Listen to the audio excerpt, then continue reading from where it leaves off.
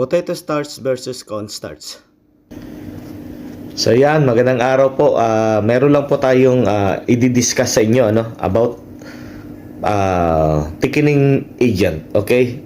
Ito yung cornstarch versus potato starch. Okay. Ano nga ba yung pinagkaiba ng dalawa? Paano natin siya ina-apply sa cooking? Yung iba gumagamit ng potato starch, yung iba naman gumagamit ng cornstarch. Okay?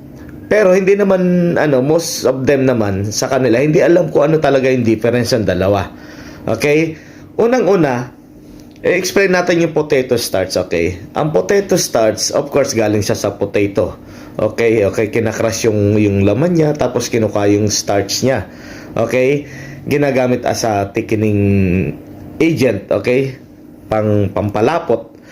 And then of course, neutral taste. Okay, yung potato starch, both of them naman, neutral taste po siya. Ibig sabihin, hindi siya nakaka-apekto sa pagkain. Okay, hindi nakaka-apekto sa lasa. Okay, pag nilagay mo yon baka mas tumabang o mas umalat o tumamis.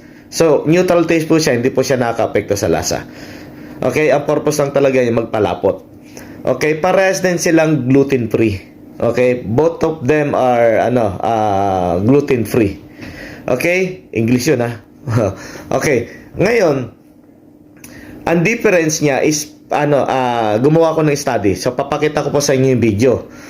So ngayon may ginawa ko ng parehas ng timbang, parehas ng sukat, parehas ng tubig din. Okay? So panoorin niyo tong ginawa ko. Ito yung ginawa ko guys, potato starch at saka cornstarch, parehas po silang 10 grams. Tapos naglagay ako ng tig 100 ml ng water. So water po ang tinest natin para makita natin yung difference ng color. Okay, so ngayon nag-boil po ako ng tubig.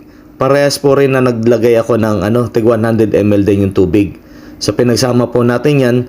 So ito na po yung naging result. Okay, ito yung cornstarch. Yan, cornstarch po yan, yung kulay cloudy na yan. Okay, and then yung naman sa kabila is potato starch naman. Tingnan niyo po ang difference. Okay, clear po yung potato starch.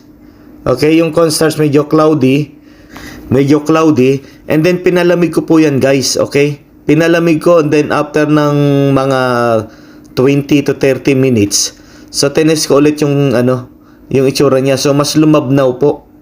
Mas lumabnaw po yung cornstarch and then yung potato starch mas lumapot. So yun po yung difference. Kaya kung depende kung ano pong luto ang kailangan nyo o result ng cooking, so yun na po, makakapili na po kayo ng cornstarch or potato starch. So mapapansin din natin mas mataas po yung thickening power ng potato starch versus sa cornstarch. So, ang lesson dito sa ginawa kong study is depende kung ang gusto nyo pong maging sticky na sauce o kung ano man yung lulutuin nyo na kailangan nyo ng thickening agent. Pag clear ang gusto nyo, gumamit po kayo ng potato starch.